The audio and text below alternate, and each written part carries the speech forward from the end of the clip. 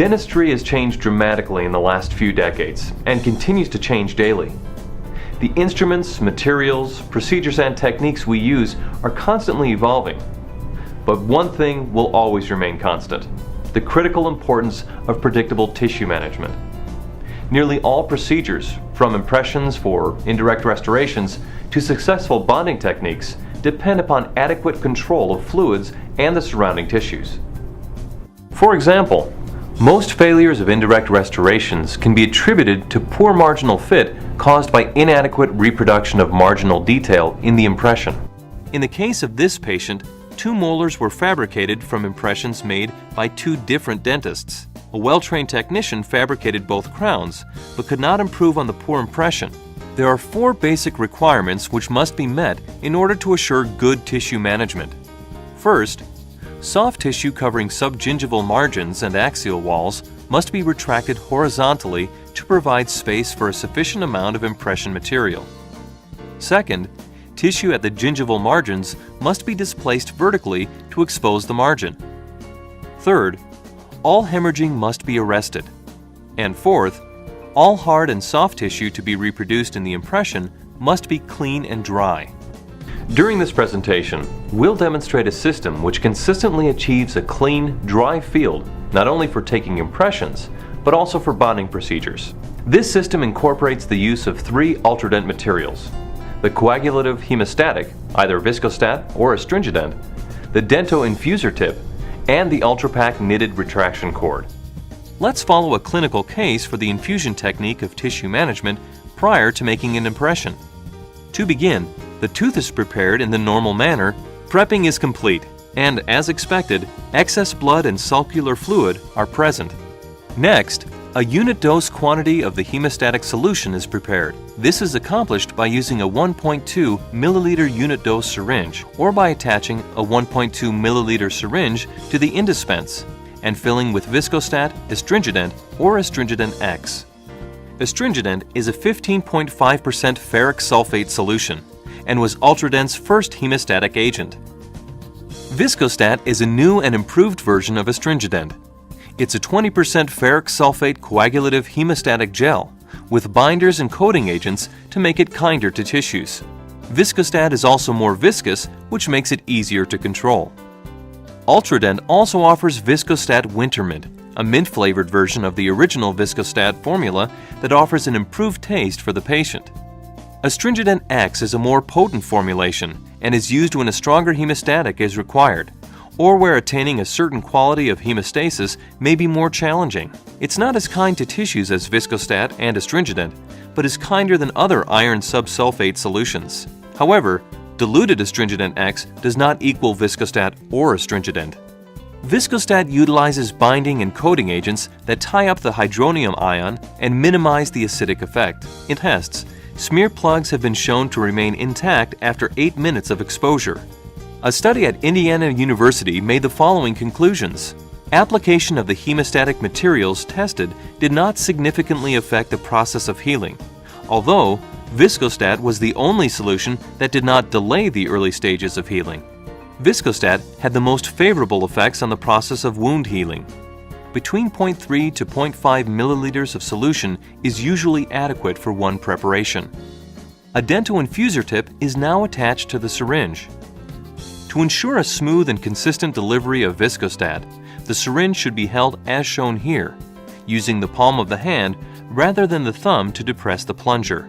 Check for evenness of flow before dispensing intraorally. Because Viscostat, Ultradent, and Ultradent X act so quickly to coagulate blood in the sulcus, they may prematurely tie up with blood-forming coagulum before reaching the capillary openings. Then, when the superficial coagulum is rinsed away, the cut surface will again begin to bleed. The Dento infusor was developed by Ultradent to permit the infusion of the hemostatic solution into the cut capillaries. The hemostatic solution is rubbed firmly against the bleeding, cut tissues until bleeding stops. The rubbing motion also wipes off excess coagulum, making it even with the cut tissue surface. Depending on the patient's periodontal and systemic health, hemostasis may be obtained in as little as 2 to 3 passes around the sulcus or up to as many as 20 or 30. Hemostasis is realized when the new coagulum stops forming. To test for completeness of hemostasis, the sulcus is cleaned with a firm air-water spray. Remember, if bleeding is the tissue's response to a firm air-water spray, then bleeding will probably also occur during placement of the impression material. Therefore, if bleeding occurs, more viscostat should be burnished firmly against the area. Once again, hemostasis is tested with a firm air-water spray.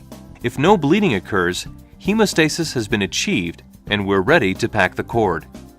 Ultradent's 100% cotton cords are knitted into long chains of microscopic interlocking loops. At first glance, these knitted cords may appear too large. However, the interthread space of the knit cord allows for easier compression and packing, and can carry a considerable quantity of hemostatic retraction solution in comparison with braided or twisted cords. Watch what happens when the ordinary braided cord is pushed down. It springs back up and returns to its original shape. But when the Ultrapak cord is pressed down, it stays. Ultrapak cords come in 6 convenient sizes. The cord size selected should be large enough to compensate for the compression of packing. However, tissue firmness and friability, as well as the amount of space desired, may require using different sizes. In general, knitted cords are most easily placed with a thin packing instrument. Ultradent offers serrated packers and the large and small slide packers. An Ultrapak knitted cord is soaked in viscostat and then packed into place. After packing, rinse the area. The cords need to be left in place for only 1 to 3 minutes, rather than the customary 10 to 15 with other materials. Retraction is rapid because hemostasis has already been achieved. No blood is present to dilute the retraction agent in the cord. Remove the cord and once again clean the area and test for completeness of hemostasis with a firm air-water spray before the impression material is mixed. PREPACK can be flowed over the preparation to remove the smear layer, reduce surface tension, and give better accuracy in the impression. Sometimes, the gingival tissue appears dark after the infusion process. This is due to iron-precipitated coagulum in the tissues. This discoloration dissipates within 24 to 48 hours after the temporary is placed. Making an accurate impression the first time is expected if all the margins are clean, dry, and exposed.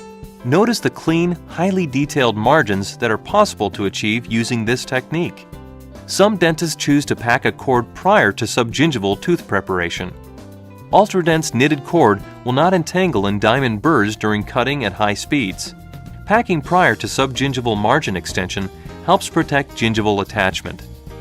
Tissue and fluid control is mandatory for other operative procedures as well. When bonding or luting of crown, the gingival tissue should be healthy.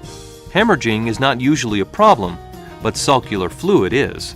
A plastic blue mini infuser tip, loaded with viscostat, is used to seal the epithelium and prevent sulcular fluid contamination.